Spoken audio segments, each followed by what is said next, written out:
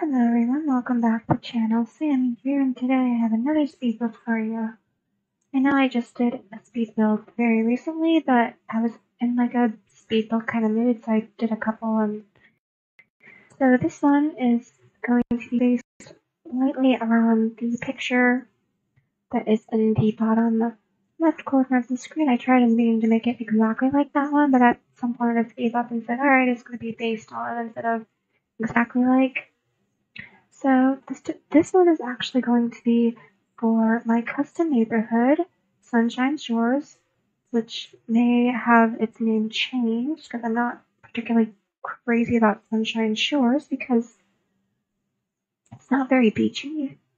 I had a very strange thing happen behind this house, with the house directly behind it. When I went to put it down, it put sand everywhere. There was just sand everywhere.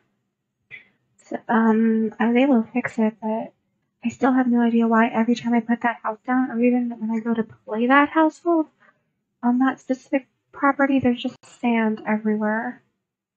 So at the moment, there's no house there.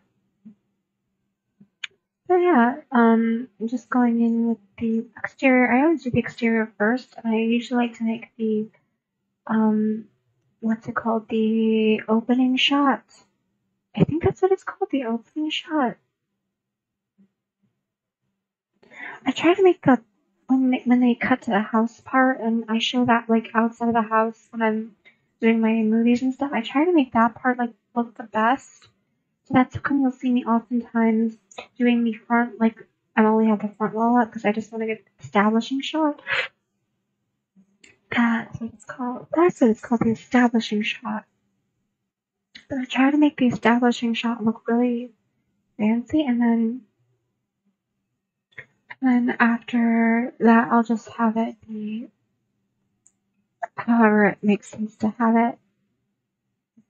One of the biggest factors that steered me away from using the green, because I will eventually change it from green, is because in the picture, there is a lot of white to act as sort of a buffer between the red and the green, like a little bit of green, a little bit of red, a little bit of white, it all kind of works. But when there's so much green, it just overpowers it, so I decided to make it green and white. But yeah, this is for one of the families that's going to live in my custom neighborhood, which will eventually be up for download, but in the meantime you can download the house and possibly the family now, or as the time this is up on my YouTube, the house itself will definitely be up for download, and I'm hesitant to put the family up for download because I know for a fact that I am able to make copies of Sims using the lot installer.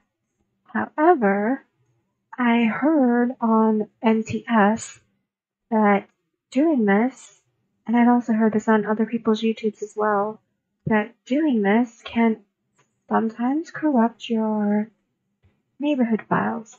So I don't know if I should keep doing it or if I should make them in a body shop, because in body shop you can actually package them that way. I don't know why you can't package them in the actual game, because I think that would make so much more sense to be able to package them that you made in the game. I think there's a way to do it with like CP, but I don't know.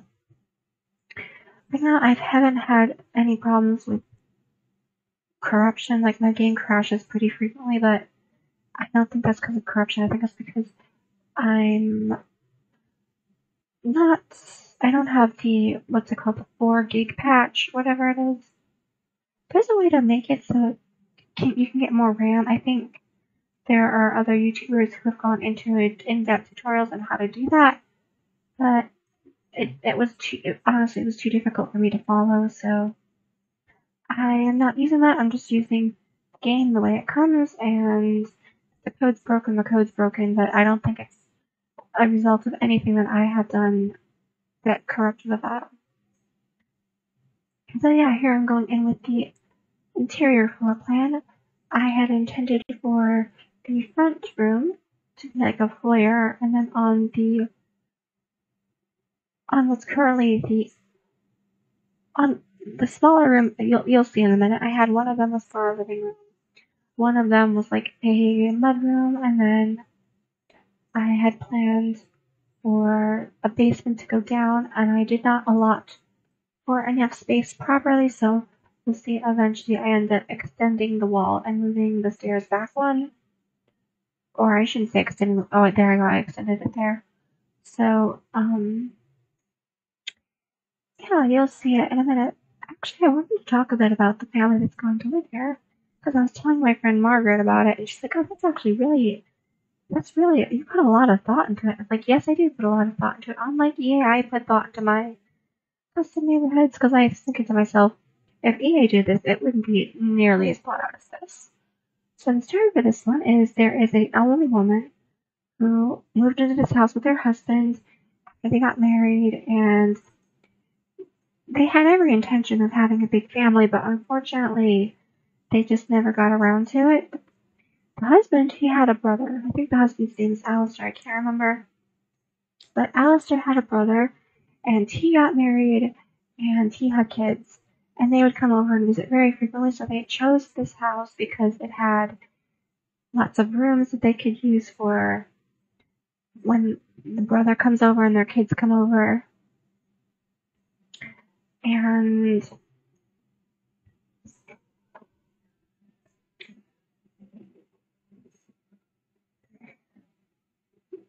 they were old-fashioned. The couple themselves, they were very old-fashioned, so they believed that they should have their own bedrooms.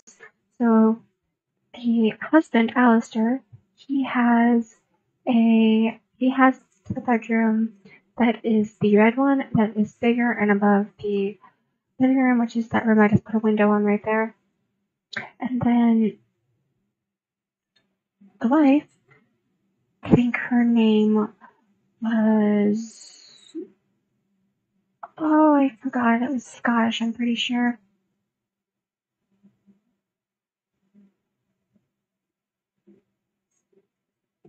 Well, I'll put it on like a text bubble. It'll say what her name is. But the wife, um, she had the pink room that's across from that room. Although technically the way the doors are placed, it's not so much across so much it is down the hall. I mean, it is kind of across, but the way you enter, it's down the hall. And I know the windows look like they're not going to work, but the windows actually will work. I've play tested this house, and the windows work perfectly fine. So they had their own rooms, and when the brother came, his wife, they had a room that they could share, and they share the white room that you'll see when I put colors on it. And their kids had the room that was in between that room and the wife's room.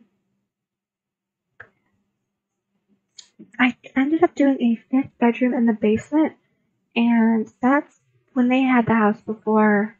It was just entirely storage, but necessity calls for it to become a fifth bedroom that can double as a nursery. Unfortunately, though, as time passed by, the couple was unable to have any children. Like I said, that I am reading from notes that I have written down here for once. I was doing a little bit of research, and it says that people who take notes and have like loads of scripts, they are more professional. But for me, I find it's just a little harder to focus on that. But yeah, as time passed by, the couple was unable to have any children of their own, and the brother and his family all died in a gruesome plane crash. They were coming to visit him, and unlike most times where I'll actually make the corpses and put them in a cemetery somewhere, because of the nature of how they died, I never even made them in the first place. I never made the Sims. I never had gravestones. Because the only person who would realistically remember that those people ever even existed was the husband, because the wife, she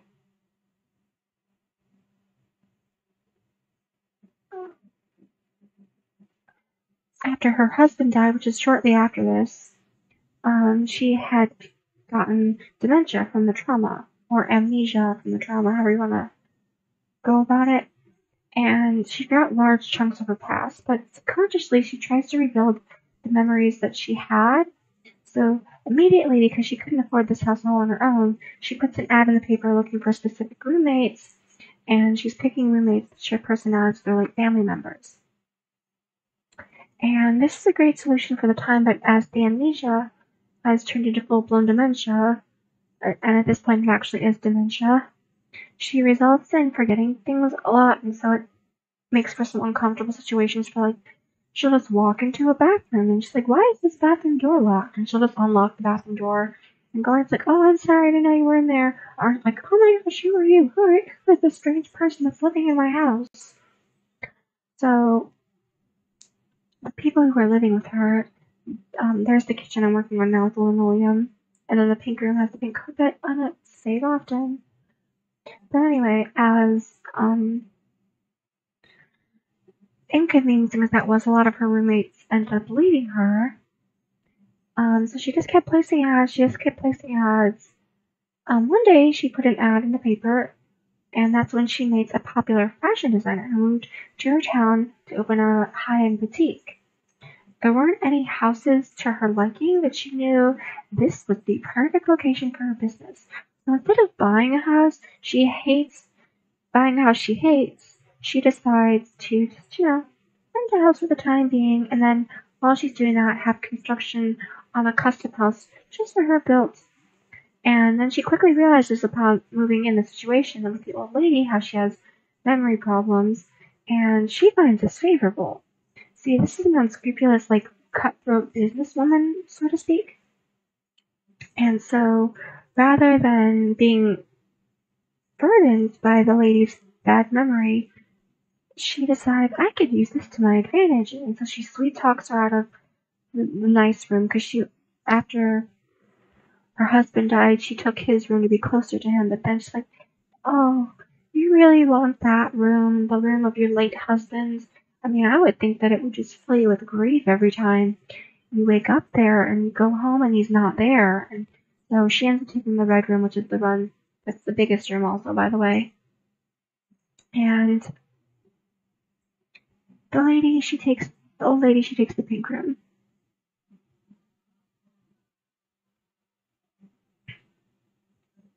I'm really trying hard to remember her name, but I just can't remember it. Yeah, I will put it in the description or something, or on screen somewhere at some point.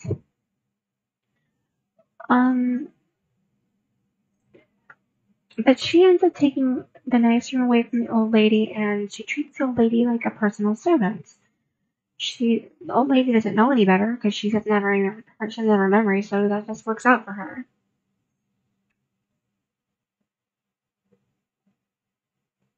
So the next person to move in is a black woman named Epiphany Jones, who hates her father for forcing her down a path she didn't want to follow.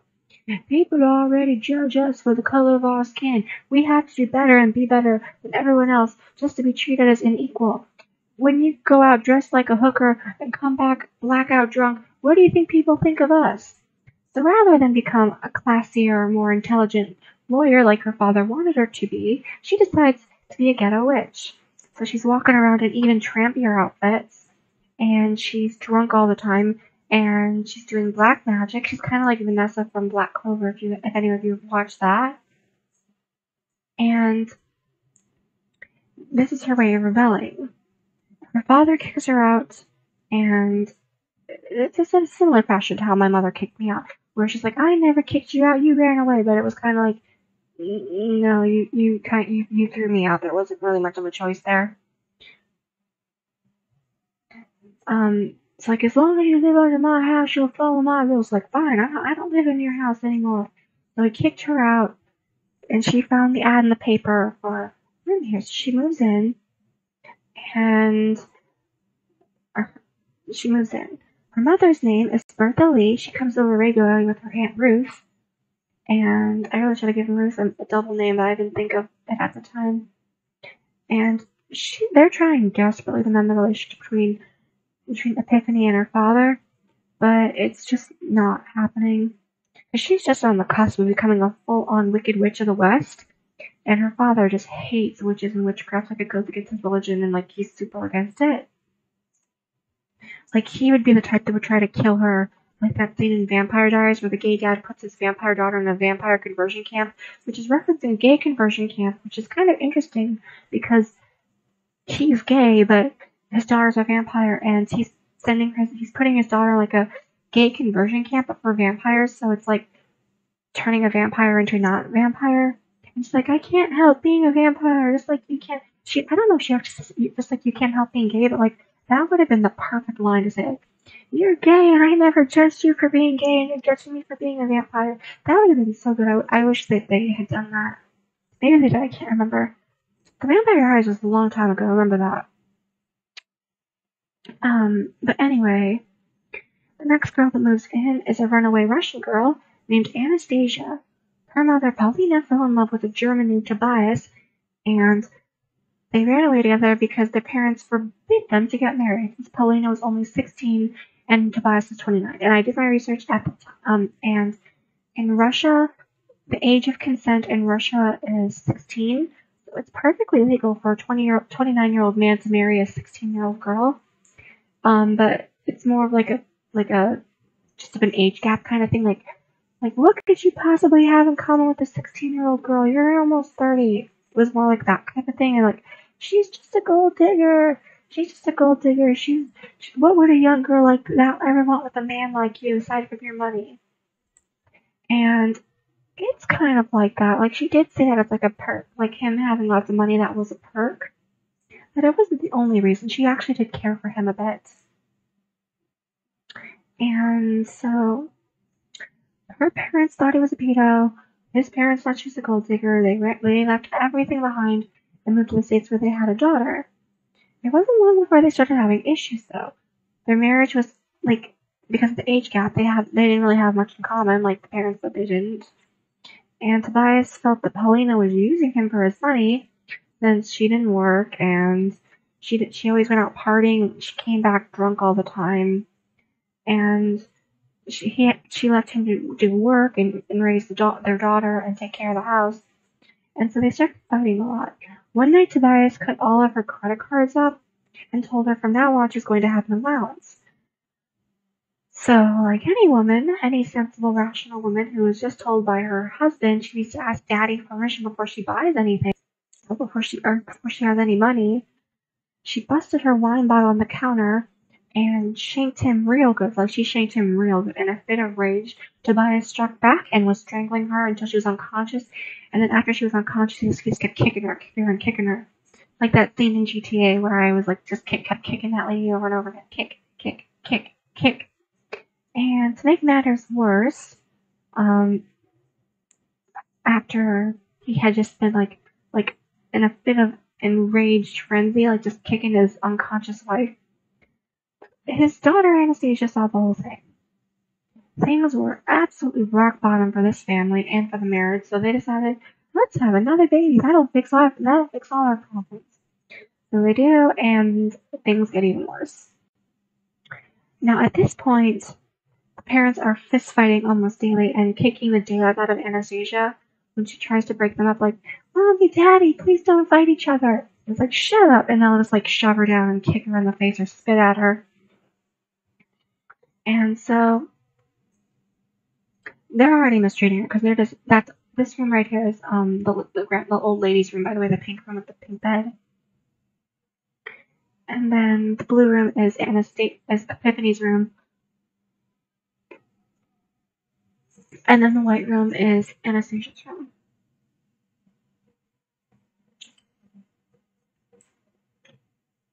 So she's fed up and decides to run away. She asked her sister to come with her, but she told her, you're crazy, we can't run away with little girls, where are we gonna go? And Anastasia saw the ad, so she's like, well, let's just skip school and move there. It's like, no, you're crazy. And she's like, fine, you stay here, but I'm leaving. It's like, no, you're not. It's like, yes, I am. She's like, no, you're not. She's like, yes, I am. She's like, no, I'm not. No, you're not. And she's like, no, I'm not. It's like, yes, you are. It's like, okay. She's like, wait a minute. So Anastasia did that, and the parents come home and see that she's not there anymore, and they are both furious. Paulina takes it on their other daughter, seeing her as like a constant reminder of her father Tobias, and So she takes it out on the daughter, like her life sucks on the daughter. And then Tobias has an affair with a hot younger woman, like another. It's I haven't really decided where I want Sunshine Shores to be located yet, but I kind of want the age of consent to be really low. Not necessarily like 13 low, but like 16 is pretty good. But I don't want it to be Russia. So I need to do some more research and see, like, are there any other places besides Russia that have the age of consent being 16? But anyway, I would like for him to have an affair. Well, I wouldn't like it, but this is what's going to happen. He's going to have an affair on Elias is going to have an affair on Paulina with another lady, and she's going to be like super, super, super young, like as young as possible, as young as I could have her legally be, and I want her to also be a gold digger. Like I want her to be like a super gold digger. Like if Paulina was like just a little bit of gold digger, then I want this girl to be like a home wrecking slut that's just out for his money, like just ruin this family. And don't worry, I have plans for happier families to come. But a pattern of this household is it's gonna have like all the like people with problems living here, like all the kind of misfits with problems, and they're gonna help each other overcome their problems by being family to each other. Like the families they came from might have been horrible, but the the family they're choosing to have, which is each other, they're gonna be really close and tight knit. A little bit like the Golden Girls. If any of you have ever seen the Golden Girls before, it's kind of like that. Because like Blanche had problems with her kids hating her and her dead husband, and Rose had problems with a dead husband and her kids being really far away and not liking her very much, and her sister being blind, and then Dorothy had lots of problems with her teenage son marrying a 40-year-old black woman, and her ex-husband is awful, and then Sophia, her husband's dead, and Dorothy's not particularly. I feel bad saying this because the reason she left the show is because they always bullied Dorothy, but I mean, that's just a character, right? Like, they called her the Dorothy syndrome because they always making fun of how ugly Dorothy was. They make fun of stuff. Rose, you're an idiot. Or, Blanche, you're a slut. But it didn't bother them because those are just their characters. But Dorothy, they make fun of how she looks. You're an ugly old lady. No one wants you. That really hurt her feelings because it was kind of true. She was an older lady that did not look very sexually attractive, and so that hurt her feelings a lot. That's how come she quit the show. She also said she felt that it was just coming to a natural end, which I agree.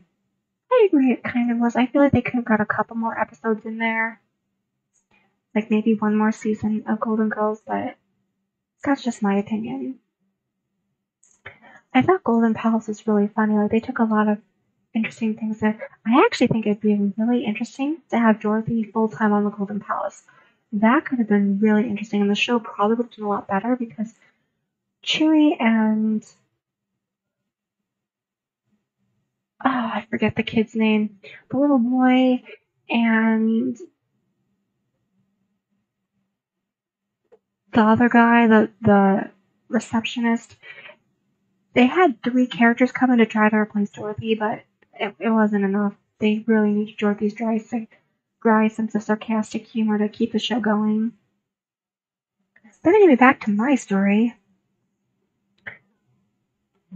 So, after Paulina finds out that her husband cheated on her, they're both ready for a divorce, but are hesitant to do so because neither one of them wants to fight it out in court over the house of the daughters.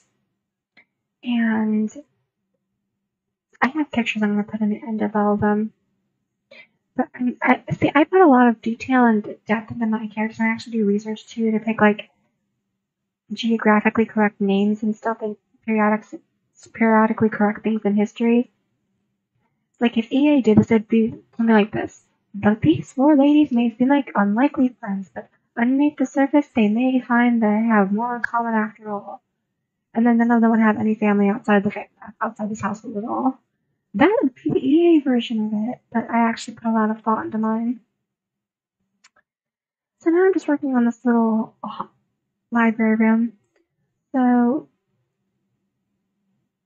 the designer lady, her name is Helena Anderson, and I kind of like that her initials are like Ha. Cause like I can make custom content, or yeah, I guess I could make custom content clothes, but you wouldn't be able to use them if you downloaded the neighborhood unless you went and got all the custom content. But I mean, I could just put it up by itself, and if you wanted to use it, you can use it. But I thought it'd be really cool to have like the Joker goatee, like ha ha ha ha, because it's like Helena Anderson. And with her, I was kind of inspired by a little bit of like Nina Williams, not Nina Williams, Anna Williams from like Tekken, with like her zebra print outfit and her snakeskin jacket and her heels and her like lob haircut. And then I also was a little bit inspired by Belladonna Crisp from Wizard 101, who, if you don't know, is the BDSM loving headmistress of Pigswick Academy. And I was inspired by her personality. I was inspired by Anna Williams' look and career, but Belladonna's personality. Like, I can see Belladonna being very, what's the word? Very opportunistic. Is that a word? No, she's an opportunist. So right now I'm working on Epiphany's room. I really wanted to put some candles in here, like custom content candles, but I ended up not doing that because, again, I wanted to keep this house base game, or not base game, but CC free. Like the whole neighborhood's gonna be CC free. So you can just download the neighborhood file and then put it in your game and then install the neighborhood file. And then the living room I think I'm about to start working on, yeah. And then the office, like you'll see everything come together. I had a bit of trouble with the office because I really wanted a piano in there, but I couldn't figure out where to put it. I was inspired by one of the houses that I had in The Sims 3 as well. For instance, like for the interior, I really like that house.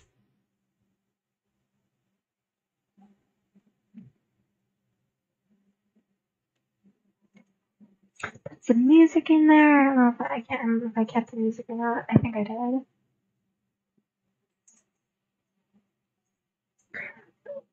Most of this part is pretty self-explanatory. I wish I had this part earlier so I could talk about the ladies while I was showing my room. So yeah, I guess I could talk more about the other families that I have planned, like with Ruth. Ruth is going to be a main character in the neighborhood. Like, you know how EA has the land grabs and the altos and the goths and the bachelors, and those are main characters, and the Caliente, those are all main characters. But then they have like the supporting characters, like the working friends or the working moms, or no, is it single moms and working friends, or single friends and working moms? I always forget, but it's kind of like that. Those groups don't matter as much. So here's the kitchen. I did playtest this, and that curtain does not matter.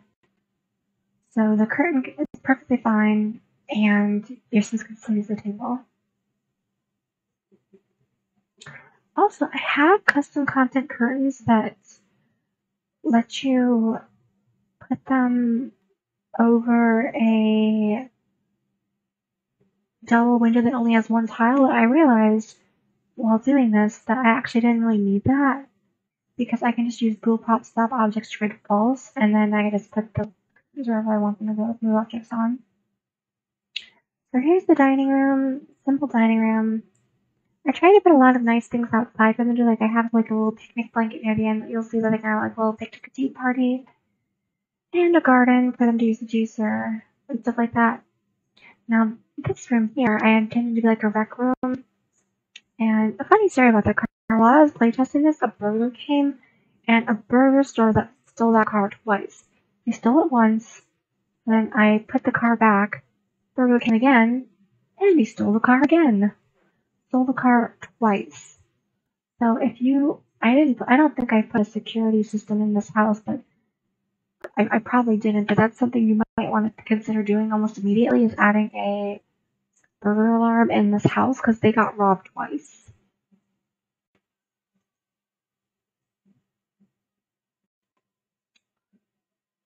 yeah, here's that office that I had a hard time making everything fit. And then there I had like a little gift wrapping room because the old lady, she likes her hobbies and she likes crafting and gift wrapping and all that stuff. So she has all her hobbies there. And then here's like a little rec room for when they have parties. And then the room across is going to be like the bedroom, still the nursery. Oh, yeah, I didn't tell you about my other plans. So I have plans for eventually, not yet, but eventually in the neighborhood. What's going to happen is Anastasia has a boyfriend, and he may end up knocking her up. And so he moves into the house, and they have a daughter, or they have a child. Actually, I don't care if it's a boy or a girl, just that they have a child. And then the upstairs room, that'll just be like a guest room for when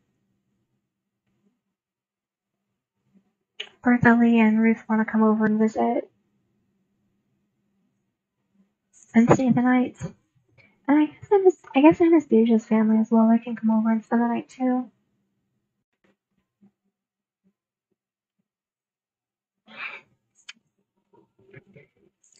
Or I might change it. I might change it later on. But in this version, it's like this. Because I had planned for a fifth lady to move into this house, but I decided to scrap the idea because I think it might be more fun to go with an older idea.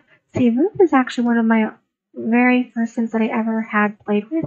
I can't remember if I created her myself or if she was like a random person that just spawned in the town and I made her playable by adding her to the family. But I put her into this. Oh, I think I remember how I got Ruth. So, alright, this is gonna be a little bit morbid because I played kind of dark back then. But, I had this family and they wanted a haunted house. They wanted a big haunted house. So they moved into, I think, the House of Fallen Trees. It might not have been the House of Fallen Trees. Might have been a house that I made. Come to think of it, I'm pretty sure it was a house that I made. Because I remember the exterior was kind of ugly. Probably. I probably made it, but I can't remember. But they moved into that house too. It's my original Sims. There was a lady named Cammy and her sister Karen. And they were polar opposites. Cammy, the original Cammy, she was like a carefree, happy-go-lucky kind of gal that was like a free spirit, and she had a daughter. She had two daughters, actually. She had a daughter named Lindsay, and she had another daughter who I can't remember. But, oh, and Cammy also had a husband. I'm pretty sure it was Cammy's husband. It might have been Karen's husband. Karen had a husband named Dustin, and I think Cammy just had an affair with him, or something to that nature. Because I remember I made one daughter for her. She had a daughter named Lindsay, and then she had a baby with, I'm pretty sure it was Dustin, but I feel like it was Karen who married him. And I spend a lot of time on this office, so you're going to be here for a while.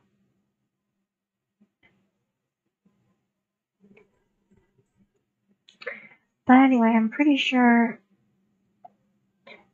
because Cammy was so careless, she'd start fires, people's needs died, her mother died, her daughter died. Her daughter died, I think, in either a fire or someone got taken. They lived in a pyramid that I built myself. It was a honest to God pyramid that I built for them. And I didn't know about fire alarms, or I don't think I had the fire extinguisher because I only had free time and nightlife. Pretty sure it was only free time and it was only free time and nightlife. So there was a fire in the kitchen of the pyramid, and the fire went unchecked. Lindsay had tried to stop it, Lindsay failed in trying to stop it. Karen tried to stop it. She succeeded, but by that point, Lindsay was already dead, and then Lindsay then kept going around scaring people and killing people because she was vengeful. She was a vengeful spirit. So she killed Dustin. She killed the mother. I don't remember how the baby died. I remember the baby, 100% baby died. And so they wanted to move somewhere else that wasn't that pyramid, because that pyramid was like cursed. That was a house that was meant to kill people. And so they moved to this other house that I built them in downtown. And they wanted a haunted house so that I thought it'd be cool, like, oh, well, we already have all these family spirits. Let's make a haunted house. So what I did, you guys are gonna think I'm a crazy sociopath when I tell you what I did. What I did was I had built a little cage in the front yard. And you know how there's that like fire thing for like the s'mores, making marshmallows. So, making toasted marshmallows. I had put that cage there. Can't remember if I knew about the move objects on sheet. I probably didn't. So what I had done was I had someone go in the cage, and I made the cage like had two doors. Like it had a entry part and it had the main cage part, so people couldn't escape. I would have them go in. I would take the fence off the cage. The fence gate. I would take the gate off the cage. I would put them in there, and then I would turn all those like fire pits on, and I would just roast people. I would just like set people on fire. And I had Candy like, oh my gosh, Karen, look, our haunted house it's coming along fabulously. Pretty soon all these people are gonna be roasted alive. They're gonna be roaming around our house, and Karen's like just shaking her head in like disgust. Because she knows she can't stop her sister Candy. Candy does what she wants and nobody's gonna stop her. And so they all die, and they die in the fire. I'd take the tombstones out and put them in the backyard, and then I would reload. I would put more fire pits in where the fire pits have gotten destroyed, and then I would just have more people that came in off this, random people walking by off the street, have them walk up, and I would have them, go in the cage, take the fence door away, and then light them up and have them burn alive. And then Cammy would watch, and Cammy would cheer. I think I even made Cammy dislike the people first, so when they died, it was like funny for her. So she had a haunted house, and that haunted house ended up killing people, but they were having a bit of trouble with the haunted house because, like, the garden was a lot of work, and it was a lot of work to manage the spirits and stuff. So I thought it'd be an interesting concept to have a friend come and help them, like kind of like a live-in housekeeper. So that's where Ruth comes in. Ruth was in the cage. She had died. But it's like, you know what? I'm going to save Ruth because she can probably be of use to me. So I saved Ruth from the fire, and she moved into our house. Because when you save a Sims died, it doesn't matter if they are a townie or live somewhere else. If you save their life, they become part of your family.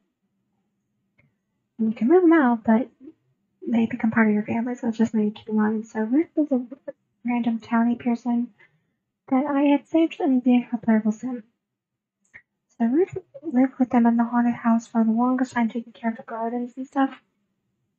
And it wasn't until a lot later that she started helping Cammy and Karen with immortality by learning to fulfill themselves in a happy way to buy those little aspiration elixirs that make them younger.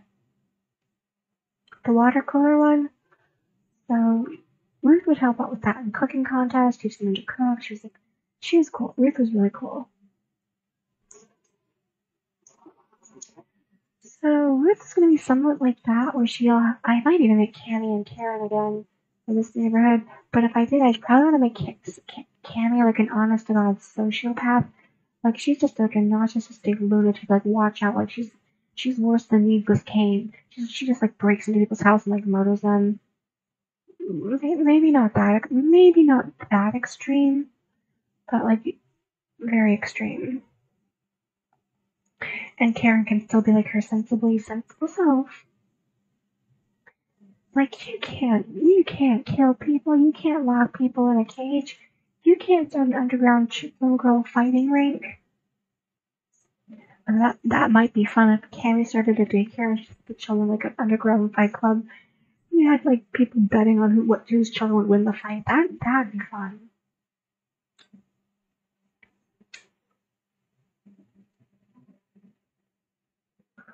But yeah, I might do that. Karen would be kind of dignified and calculated, and Cammy's like crazy. Cuckoo, cuckoo.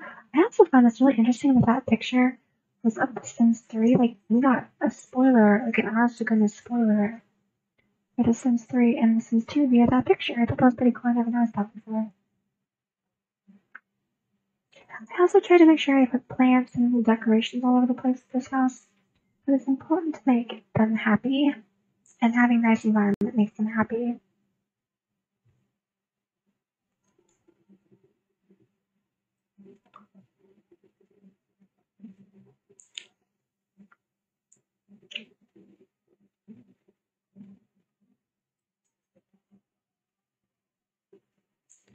But yeah, so I think that's everything that I had to say. Still have some time left, but I might just put music in there.